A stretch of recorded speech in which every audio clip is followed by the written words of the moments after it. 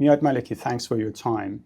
You were in charge of targeting sanctions in OFAC at the US Treasury. Could you explain about your role and your responsibilities there? Sure. First of all, it's wonderful to be here with you today.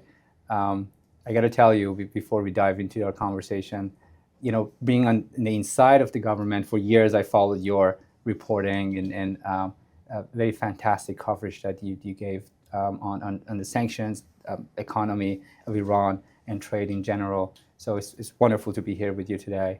As far as my role in the Office of Foreign Assets Control, I had different roles. I was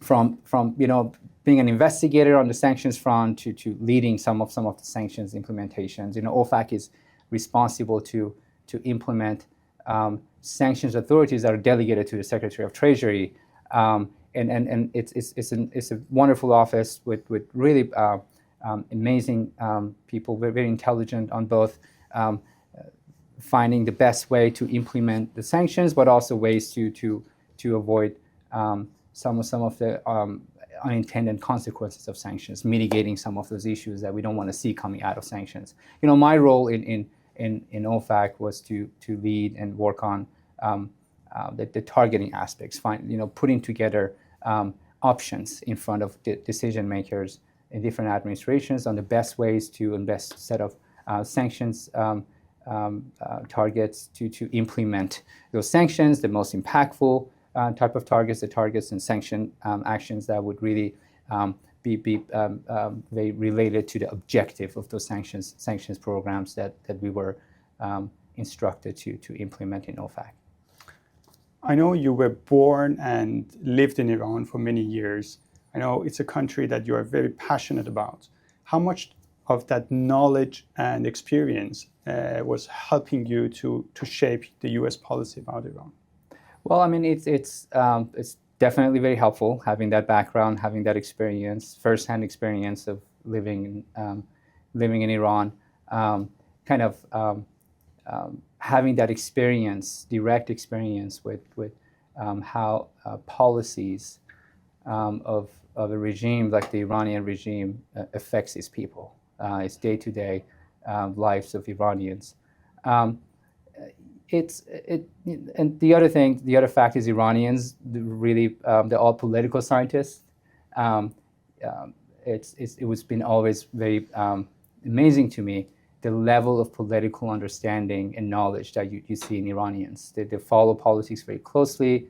And growing up in Iran, we knew about politics very well. It just because it affected people very whole lot.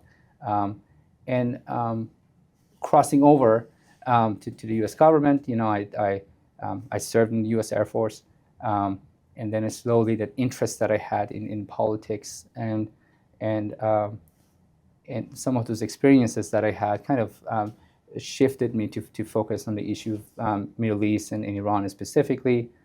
And Treasury Department, I kind of used that experience to better understand the ecosystem of Iran politics and the regime in Iran, how it's structured, and what part of this regime are more vulnerable to sanctions and to pressure, to increase pressure on the regime and serve national security interests of the U.S. and the West, and at the same time making sure that the Iranian people are less oppressed by that regime. The funds that they were getting are shrinking in a way that they put less pressure on their own domestic population as well. How do you think putting pressure on the Iranian government will help the Iranian people?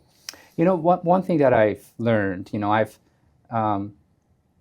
asked myself many times how these sanctions can be harming or be beneficial to the Iranian people. There's one fact that I know, that the Iranian regime, and I've seen this over the course of many years that I've worked on this issue, is that the Iranian regime, regardless of the existence of sanctions or economic pressure or isolation, all they care about is their own survival. And I've seen no indications that any revenue, any major streams of revenue going to the Iranian regime would be helping the Iranian people. As a matter of fact, the stronger this regime gets, it really put more restrictions on its own people.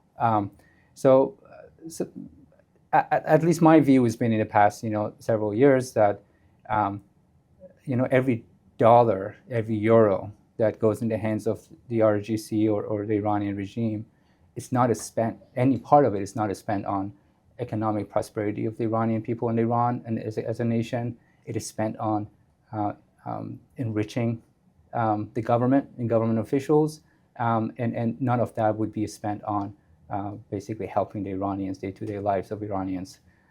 So sanctions directly put that pressure, decreases kind of the revenue that these guys are generating, and less money for the regime. I've always viewed that as kind of tying their hands or creating challenges for them to put more pressure on the Iranian people.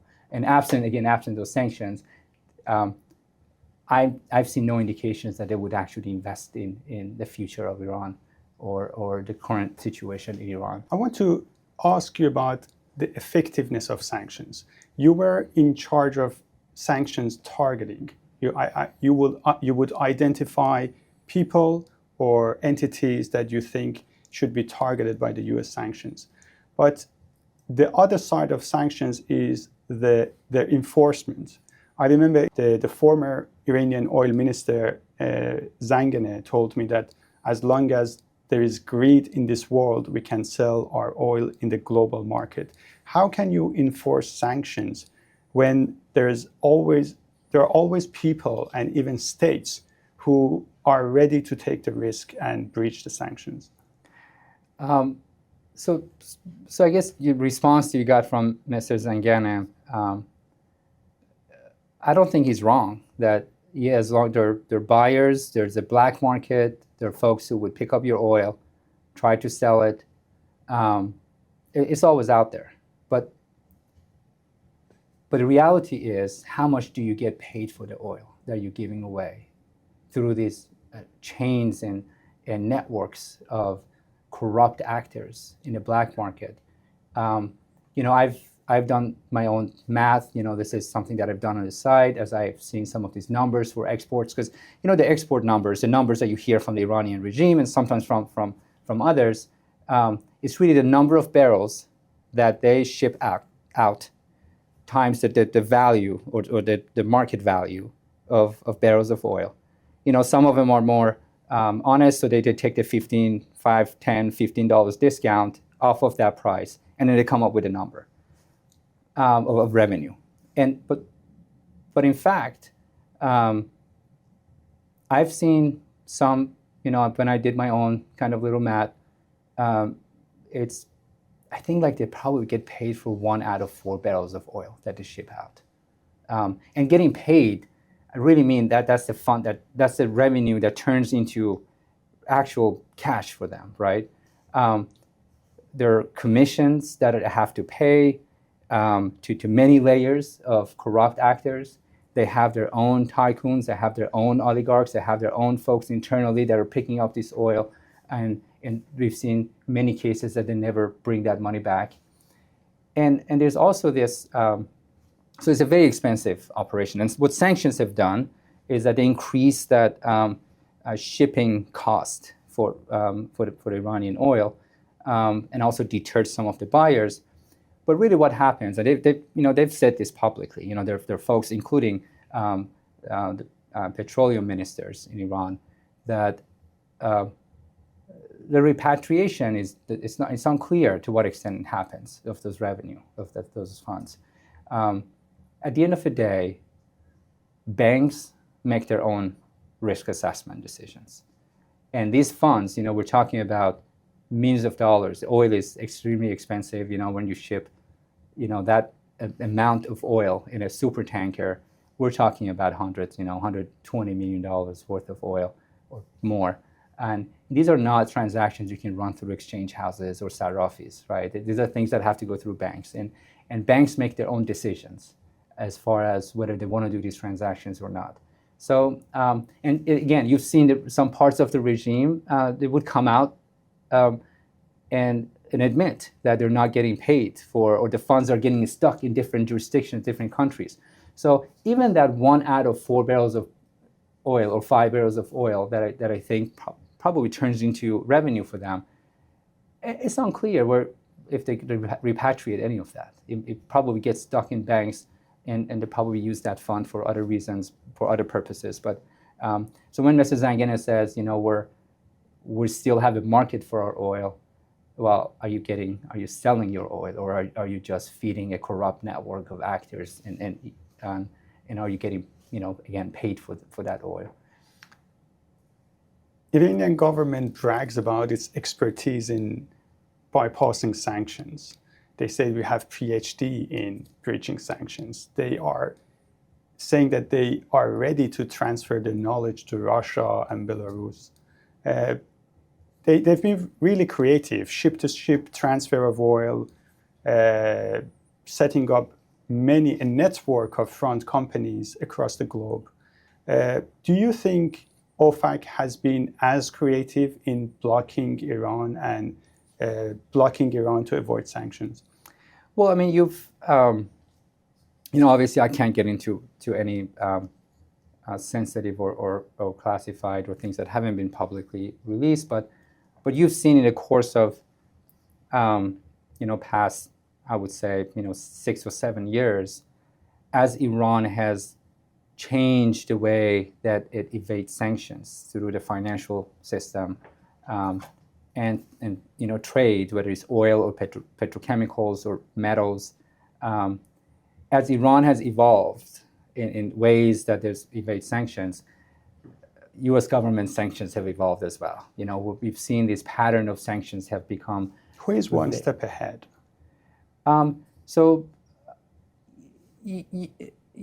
think it's fair to say that the sanctions evasion start, and then it has to be detected, right? I mean, that's, and there are times that, I was sitting in my office, or I was just thinking about what is they're going to do next, and I've seen those things kind of happening, So sometimes you can't predict what they're going to do next, but it's the same playbook, when it comes to sanctions evasion. When the stories that you saw about Bob Aksanjani and these folks who were the front line of some of these sanctions evasion activities for Iran or on behalf of the Iranian regime, they have to rely on the same folks. They have to find trusted individuals who they would trust that somehow get the oil, petrochem out, and then bring the money back. And then you've seen every few years they have to go chase after these people because they don't repatriate any of those funds. They don't get paid for oil or petrochem or whatever commodities they're picking up in Iran, and then they execute them. It is the same type of playbook, but they use different methods. When it comes to shipping, when it comes to aviation sector, when it comes to procurement of parts and pieces of weapons of mass destruction, the missiles program, the nuclear program, technology they use for censorship, for monitoring the domestic population. They're all sanctions evasion methods they're using, and it does evolve, and you've seen U.S. government has really changed the way we go after these networks, much targeted set of sanctions, finding these networks and going after the entire network, engaging with partners across the globe and cracking down on these networks. But again, at the end of the day, the cost for sanctions evasion has risen significantly. From your experience, those who help Iran to sell its oil or buy sanctioned material, do you think they knowingly violate sanctions, or their non-compliance is more the result of lack of awareness? Well, I think there's an ecosystem of actors in oil shipping. I mean, it's a very complex operation. Complex operation when you evade sanctions. It can be very straightforward when you're shipping legitimate oil. But when it comes to these layers of ship-to-ship transfer, forging documents, and finding, changing the flag and changing the operator of the tanker, and finding buyers through front companies. And also, shipping of oil is one thing. Shipping is costly. You have to pay for the shipper. You have to pay for different aspects of this shipping. So there's a financial aspect. So there's a very complex sanctions evasion type of activity. But I think there's aspects of those folks who are involved, the portion of those folks who are involved in sanctions evasion, that they know what they're doing. Oil is, you can blend it, I guess, with some other type of oil, but the buyer needs to know what they're buying. You can't just refine whatever oil you're picking up. So they need to know what they're getting, and also if you're operating the shipping, you can tell the difference between a tanker that goes directly from point A to B to deliver versus a tanker that goes through 3 or 4 rounds of ship-to-ship transfers, and name of the companies keep changing that are behind the shipment. So I would argue that the many different layers of this oil shipment operation, that they know what they're doing, that they're operating in the black market. That is, whether it's Iranian oil, Russian oil. But there's also, you can always have folks who are working on the background, different aspects of the financial transaction, that they might not know this oil is a sanctioned or oil that is subject to sanctions. Many say the US sanctions did not change the behavior of the Iranian government, but pushed it to go inward and create an opaque economy. How much of it was an intended strategy, and how much of it is just a consequence of the sanctions? I can't get into the exact intent but I guess the intent of sanctions is very clear. Sanctions are not in place to punish. Sanctions are a tool to change behavior. And when it comes to the broader market of the Iranian economy, I guess the fact is an economy that is completely operates underground. It's a black market. It's an economy on the verge of collapse. And I can give you one example. Like you have, I've seen over and over senior regime officials go out and make statements about prospects of negotiations or opening of the Western market, or opening of Iran's market for Western, just to psychologically affect the foreign currency market in Iran.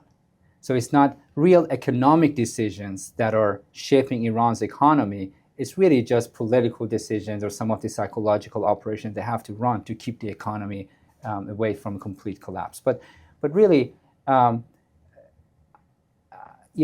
the end of the day, there's also major problems, economic mismanagements by the regime itself that has directly or indirectly increased the effectiveness of sanctions. There are aspects of Iran's financial sector that they could have implemented some of these FATF requirements, or they have opportunities for diplomatic relationships or engagements to open up. For years, a portion of Iranians' financial institutions were not subject to sanctions.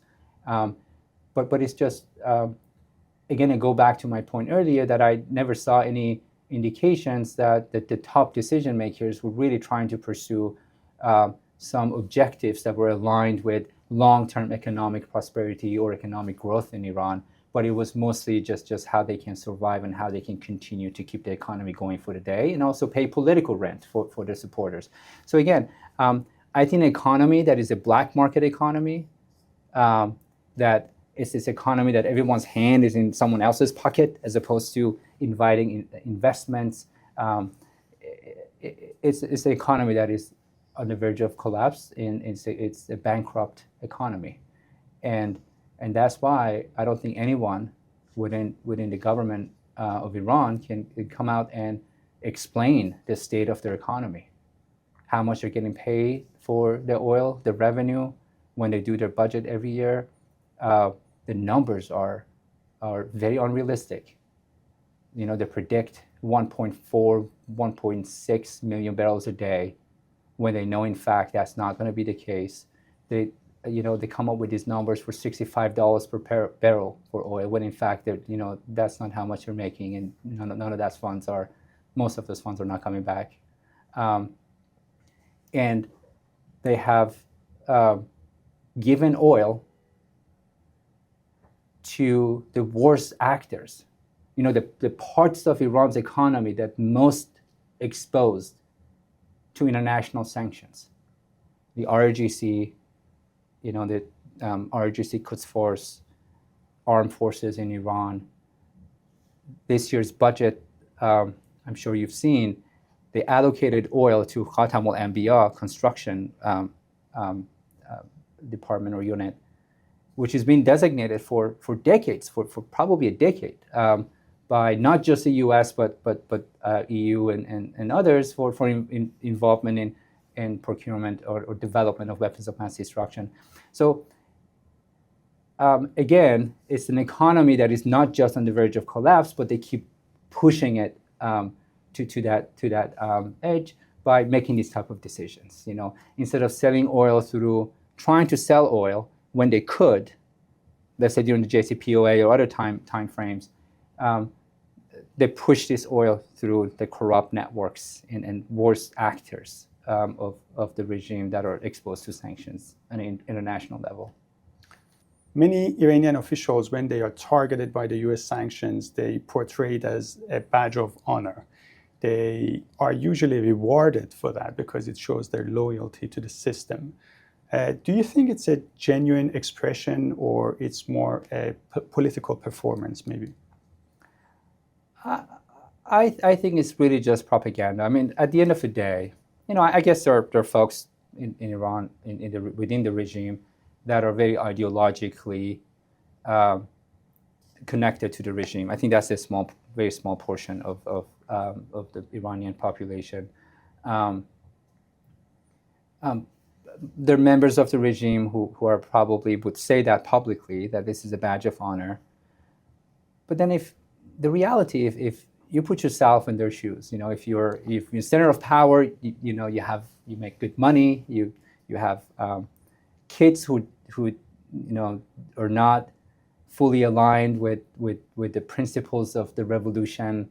They're not really aligned with your view, with your ideological or theological views. And your kids have to live under the same restrictive and dark environment that you created.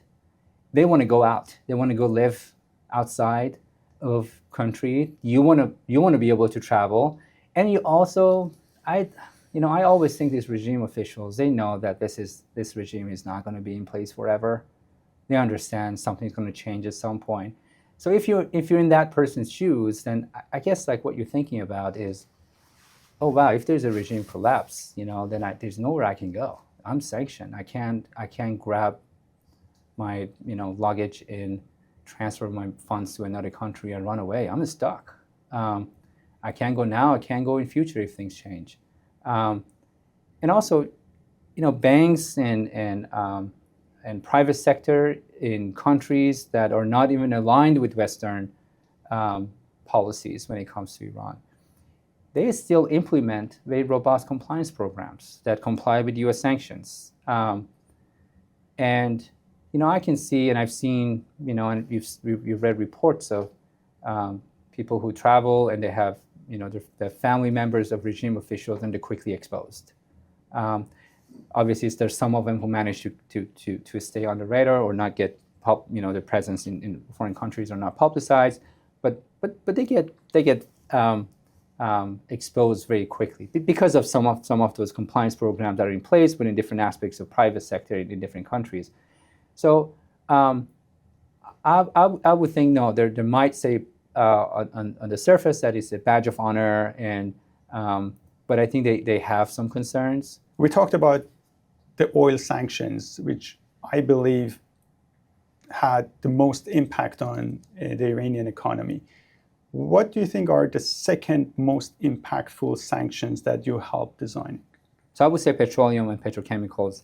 I think the metal sanctions were sanctions on steel and aluminum sector. Those are very lucrative parts of Iran's economy that unfortunately they've been heavily infiltrated by, again, the RGC investment firms that are connected to some of these very nefarious actors within the regime. One action I can point to is we had this, I believe in 2017, 2018, the situation in Syria was really bad, and Iran, RGC was very involved, and we had child soldiers, Iranian 12, 13, 14-year-old members of Basij showing up in combat zone in Syria. And that really affected us, watching the fact that they were sending child soldiers at that age to go to fight in Syria. I know that historically they've done that in Iran-Iraq war. I know, unfortunately, that seems to be something that the regime encouraged on the Iran-Iraq war, during the Iran-Iraq war, and then in Syria we saw some signs of that.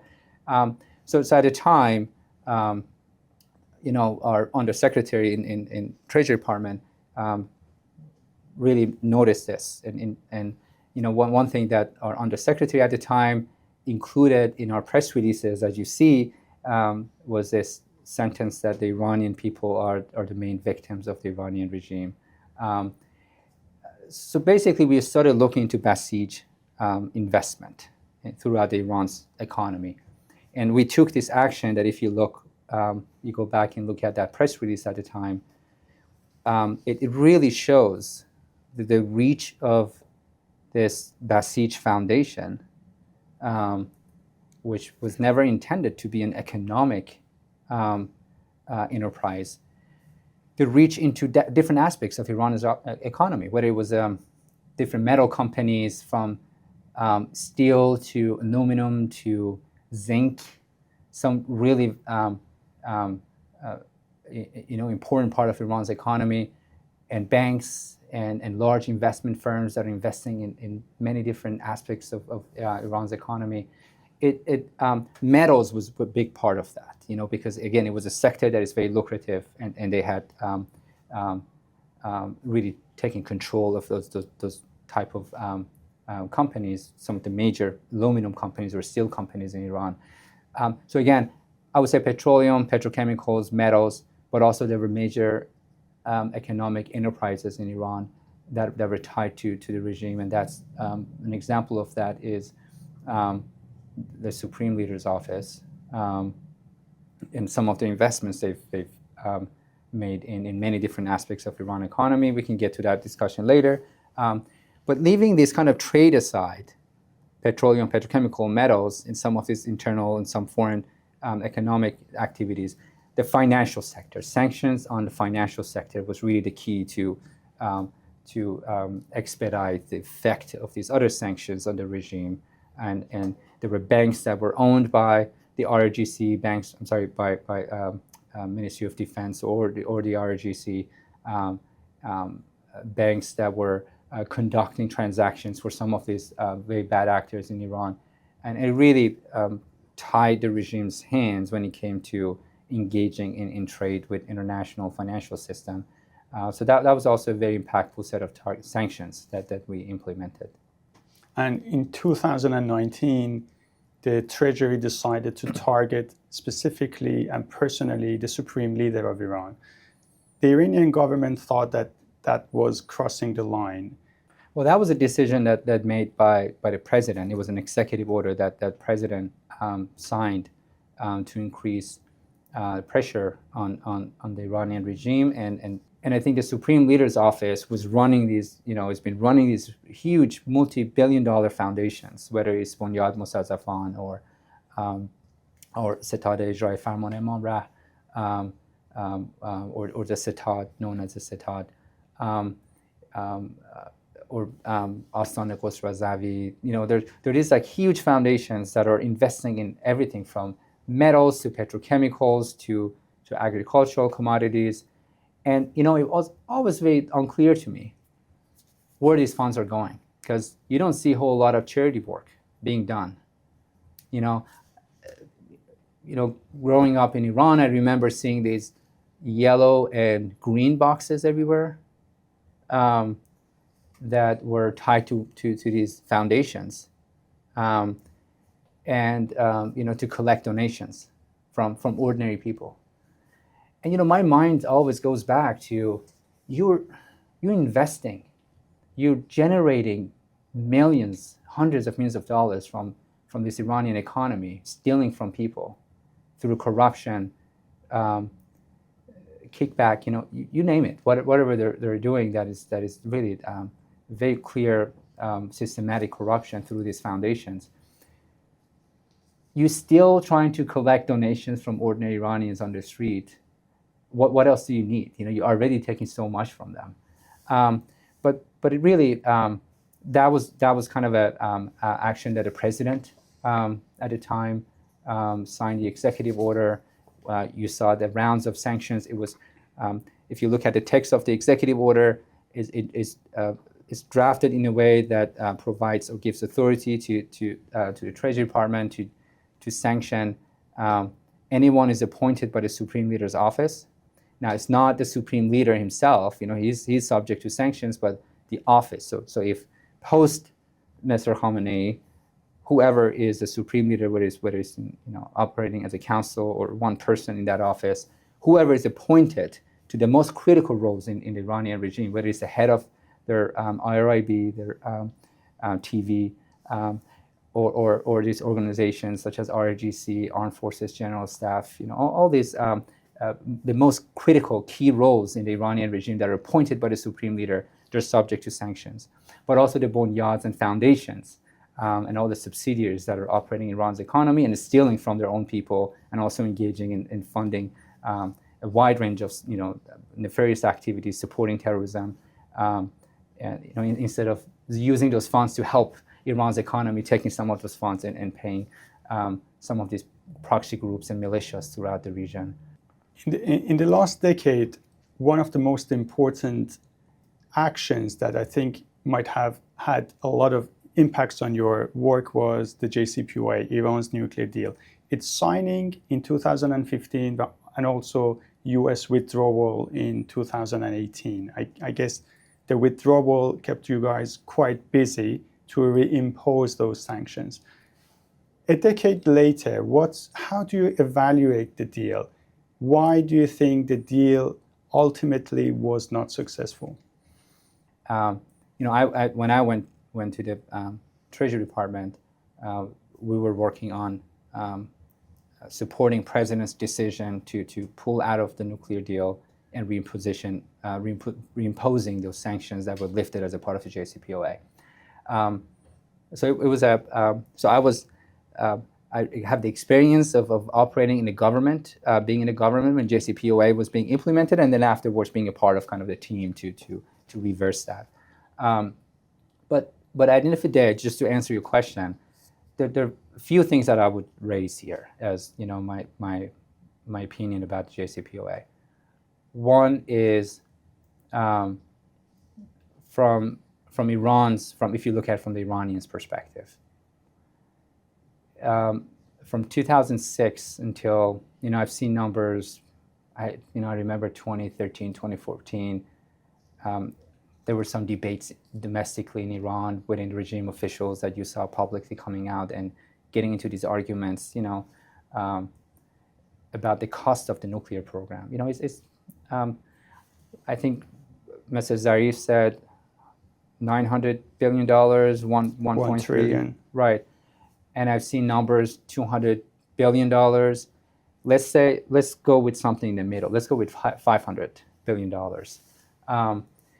That is like one generation. That's like 17 to 20 years of Iran's oil revenue that went into investing in a nuclear program that now, well, let's say not now, before what happened with the 12-day conflict, it's only providing 11%, 12% of Iran's electricity.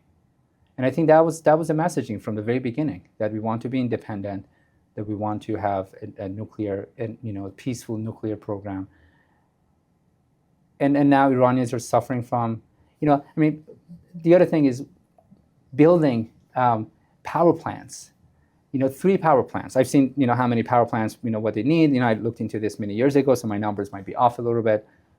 But I remember coming to the number of about 15 billion euros that would cost them to have to build enough power plants to not be in a situation they're in today. So you put all these numbers together.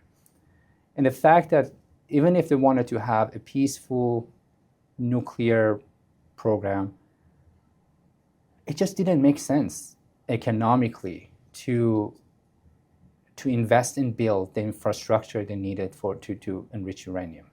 There are enough in the market they could have purchased, just like many other countries, as opposed to, and they tell you the whole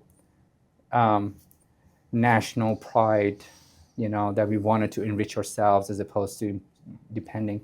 But my argument, it's always been, well, if you talk about national pride, it's all about your economic prosperity. It doesn't make sense. You go buy the uranium in the market, enrich uranium, and you can feed it into power plants. You can have the electricity that you need for your people, as opposed to, so from the Iran side, the nuclear program to me just didn't make sense as far as the uranium enrichment. JCPOA recognized Iran's right to enrich uranium domestically.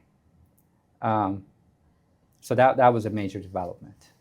That completely changed the negotiations, the talks from that point on about Iran's nuclear program.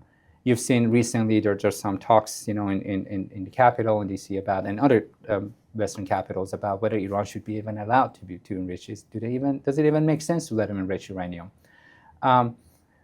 But beside all those arguments, JCPOA was concluded with the intent that it's going to check one box out of the wide range of issues that the international community had with the Iranian regime. And then we're going to address other problems.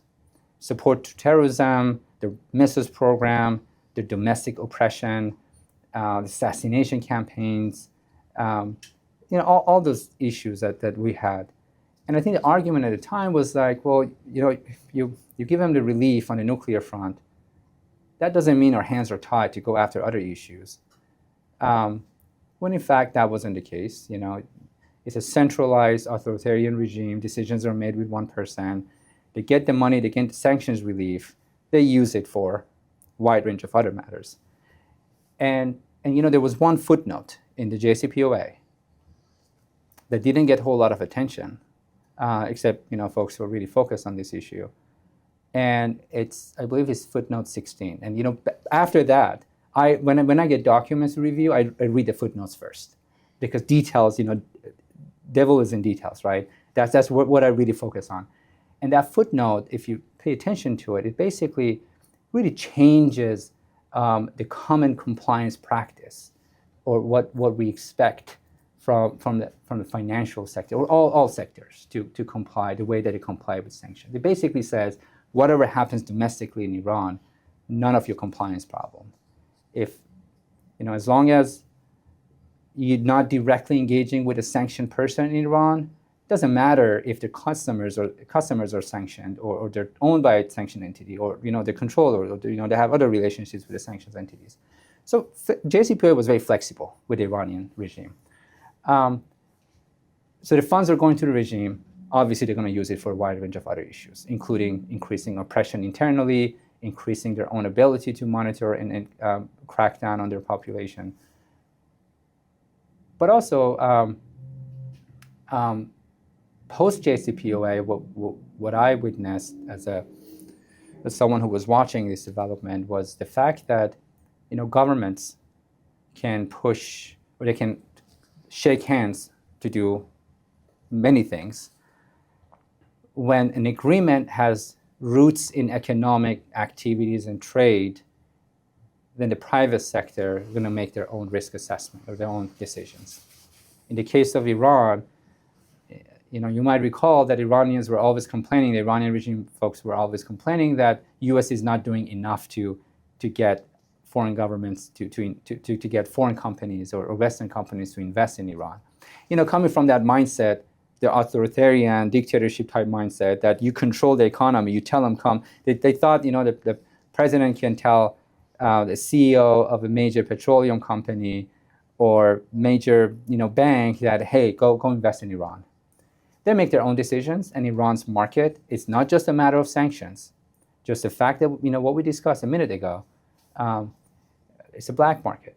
It's not a market that a company with any level of reputation would want to invest in. So you believe if Iran and the US reach a new nuclear agreement and sanctions are lifted, that won't have much impact on the Iranian economy? I think Iranians tend to oversell what, Iranian regime tends to oversell what they're going to get out of it in another deal, unless they really implement fundamental changes in the way they run their economy, transparency, which you can't have transparency in an economy if you're also funding terrorism, if you also engage in oppression of your own people, or you're engaged in activities that a major company doesn't want to be affiliated with to come invest in that economy. If they don't take those meaningful steps to revolutionize the way that their economy is set up and runs, and their own political decisions, I don't see, a major change in the way that companies are going to view Iran's economy for the purpose of investments or trade. What about the reimposition of the UN sanctions?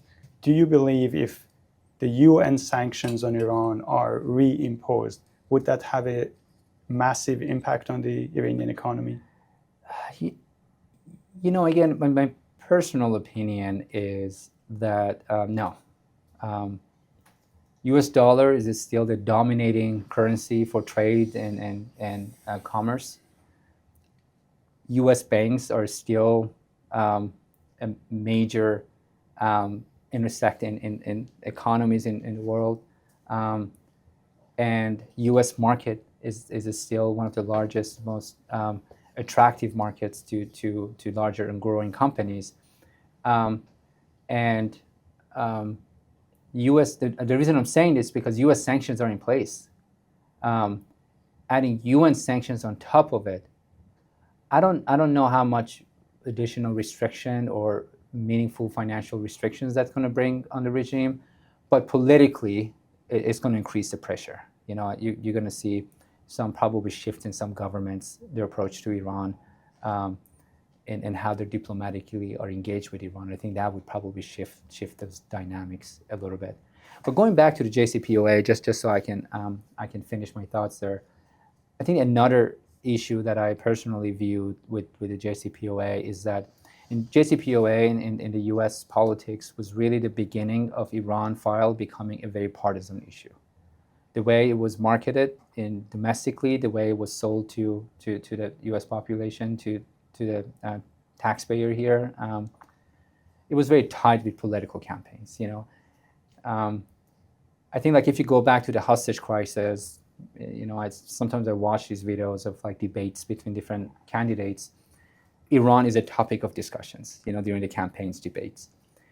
And then that stops, and then you go all the way to JCPOA, and that's when you hear Iran becoming a main topic of political debates between the political parties.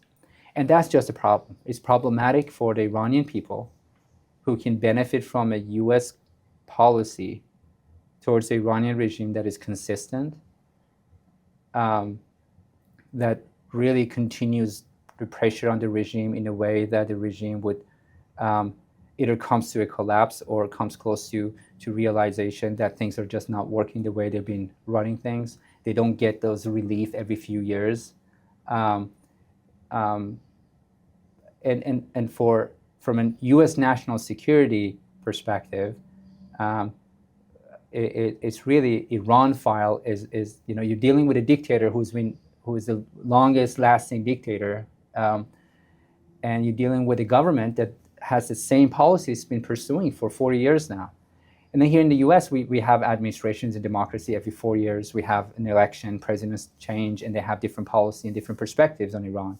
And when Iran becomes a very partisan issue, then it becomes a foreign policy win for the presidents, then you're not going to have that consistency in the policies that would be effective.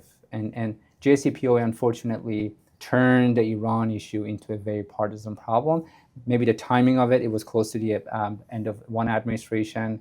It was used during the campaign. And the other thing, Iranian regime's own messaging and engagements, I think it all kind of turned Iran into unfortunately a very partisan issue.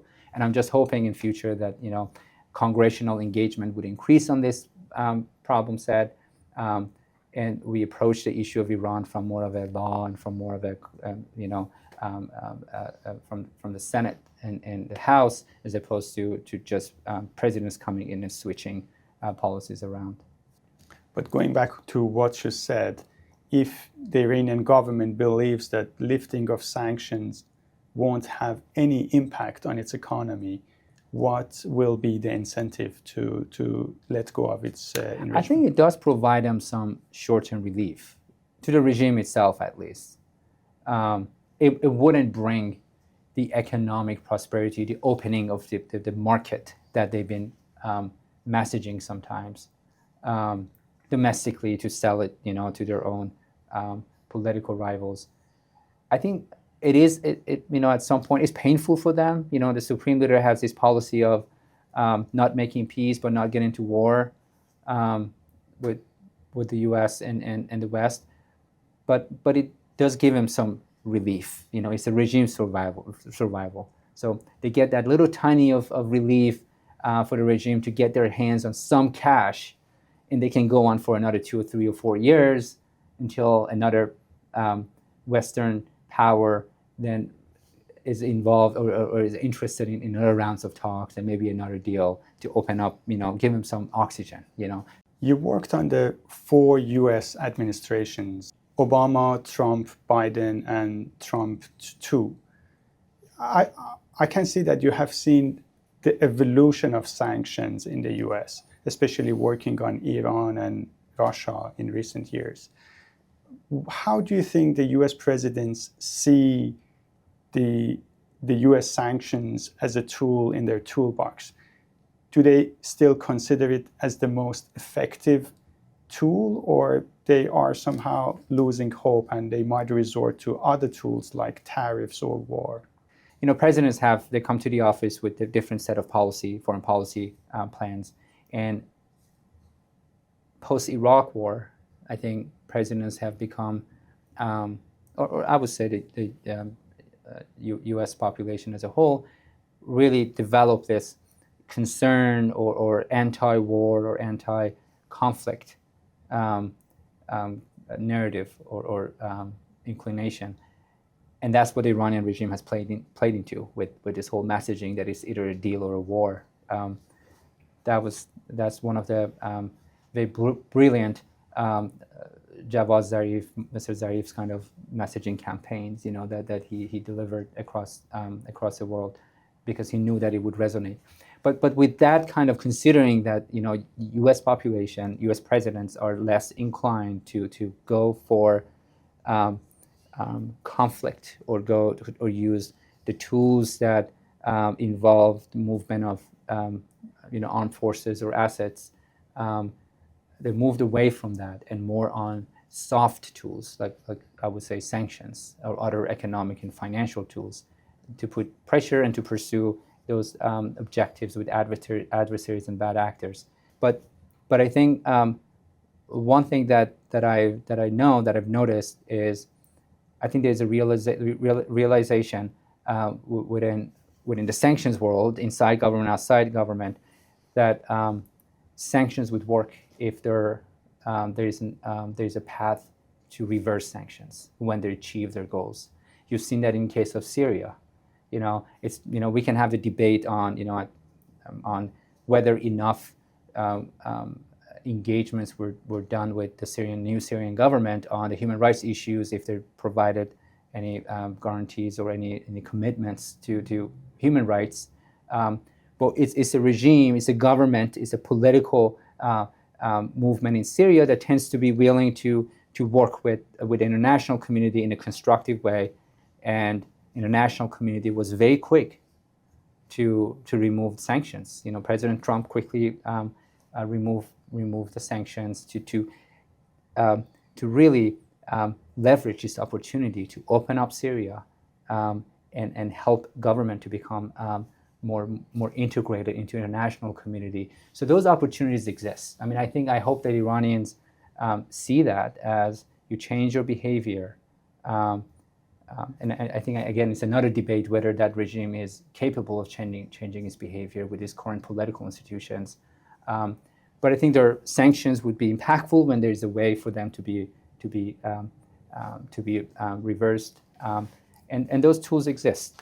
You left the government recently. Do you think any part of the Iranian government was left without sanctions? And if there is a new wave of sanctions that needs to put pressure on the Iranian government to change its behavior, what section or entities it might target? Well, every time, we had our engagements with non-government entities sometimes from the government, and we always heard that there are aspects of the regime, bad actors that you haven't targeted yet. So there are definitely opportunities to increase pressure on the regime. But I think regime is heavily under sanctions right now. Obviously, they keep coming up with sanctions evasion methods that would help them make those little tiny wins on the business front, get some cash or get some money to offset their trade with other countries. But it's really, I think there are definitely opportunities. One example I can give you is towards the end of first term of President Trump, this action that went out that designated the entire Iranian petroleum sector, including Ministry of Petroleum, all the subsidiaries, National Iranian Oil Company, National Iranian Tankers Company, under counterterrorism authorities. Counterterrorism sanctions are extremely powerful. And that sanction went into place or was implemented because there were clear evidence for years of Iranian petroleum being a source of revenue for RGC, for Quds Force, for some of the proxies and militias. You've seen these actions showing how they're providing oil to the Houthis to fund the very bad activities in Bab el-Mandeb and in Yemen. That counterterrorism, use of counterterrorism sanctions to go after Iran's petroleum sector, those could be kind of avenues that could be exercised to kind of message that to the international community. I think some of that would be the role that a private sector or non-government organizations can play, the risk that comes with involvement in Iran's petroleum. And again, there's probably more for government to do. Always there's more for government to do, but there's always more for the non-government entities and the private sector to do. And that's what I think that's a part of hopefully I can focus on moving forward. Many Iranians abroad, they usually follow engineering careers, they join startups, but you chose a different path and you joined the government. What role do you think the Iranian diaspora can help in helping this goal? That's a great question. Thanks for asking that. It comes back to what I just said a second ago. I worked on different sanctions programs. Iran was one of it towards the end of my time. And one thing that I noticed is you have diaspora from Venezuela, from all these other countries that are subject to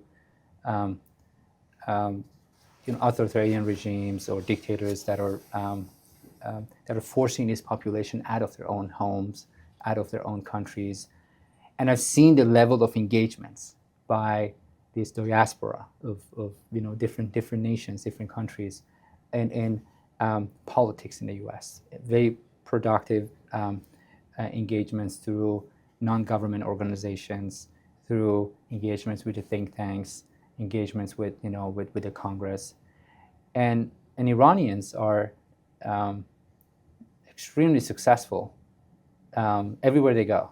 I have a friend of mine who always says, there's only one place Iranians are not really successful, and that's Iran, unfortunately. I remember, talking, every time I had interactions with Iranians, as you said, successful, doing great. And what that really means is that they have the means, financial or time or influence, to engage in to participate in advocacy type work here.